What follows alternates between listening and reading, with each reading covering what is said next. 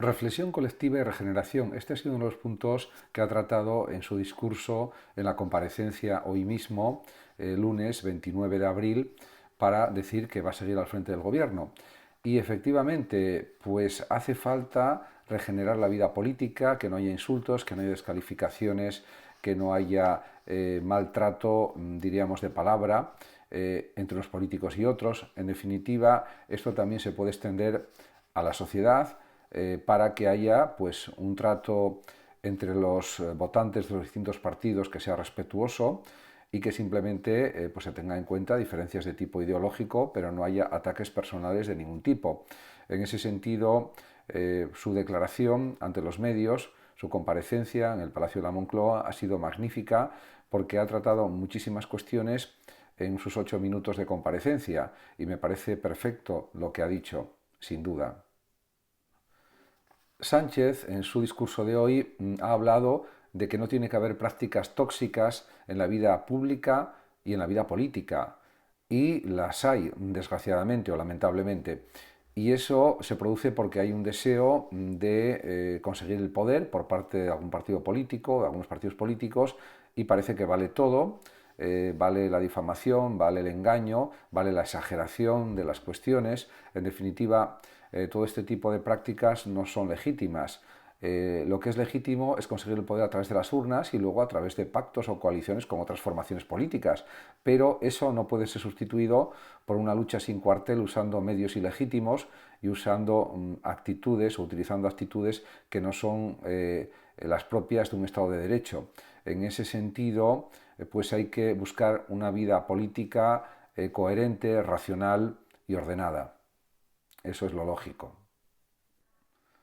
Como ha expresado hoy mismo Pedro Sánchez, no puede haber o no debe haber ataques indiscriminados a personas inocentes, porque eso va contra las leyes, contra las normas de cualquier Estado de Derecho, de cualquier parte del mundo, de cualquier país, y eso no puede suceder, pero realmente sucede. Es verdad que hay, desgraciadamente, muchas noticias falsas, bulos, engaños, exageraciones, etcétera, y se ataca a personas que son inocentes realmente de una manera desproporcionada, excesiva, cruel, etcétera.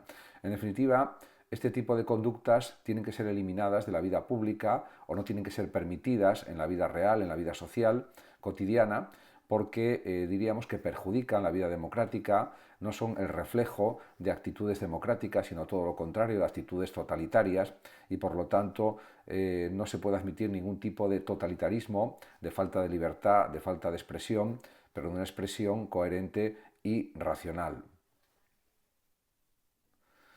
Otra de las cuestiones que ha tratado Pedro Sánchez en su comparecencia de hoy mismo, lunes, es que no debe haber odio y falsedad hacia terceras personas, por lo menos no manifestado explícitamente o públicamente. Luego los pensamientos internos de cada uno son privados y lo deseable es que también no se produjera ningún tipo de odio ni fanatismo, pero eso ya entra dentro de la conciencia interna. Pero lo que no puede existir es a nivel público, ejerciendo la libertad de expresión, actitudes de odio, de fanatismo y de falsedad continua contra ciertas personas, contra ciertos políticos, contra ciertas instituciones, etcétera.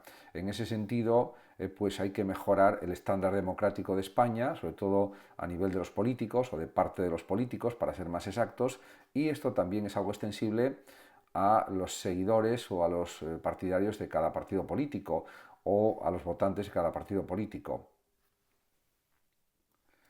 Como también señala muy acertadamente Pedro Sánchez, las víctimas no tienen que demostrar su inocencia, solo faltaba.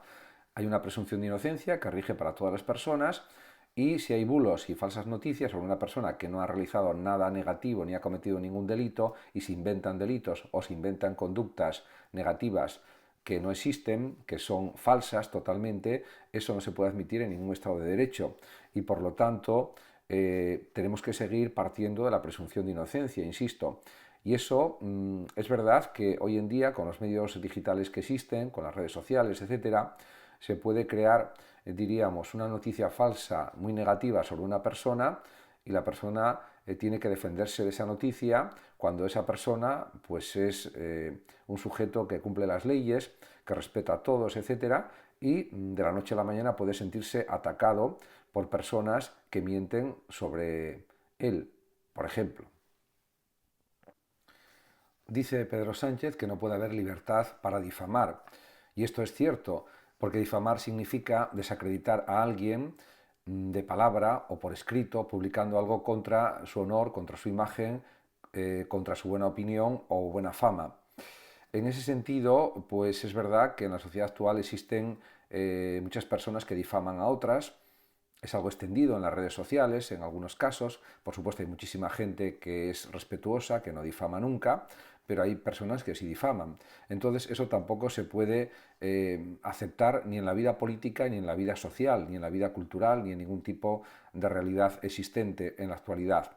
Por lo tanto, diríamos que existe libertad de expresión, eso sí, por supuesto, de una forma respetuosa y educada, pero no libertad de difamación, que parece que está abierta la veda en España en estos últimos años, en algunos casos, sobre todo, diríamos, a nivel político.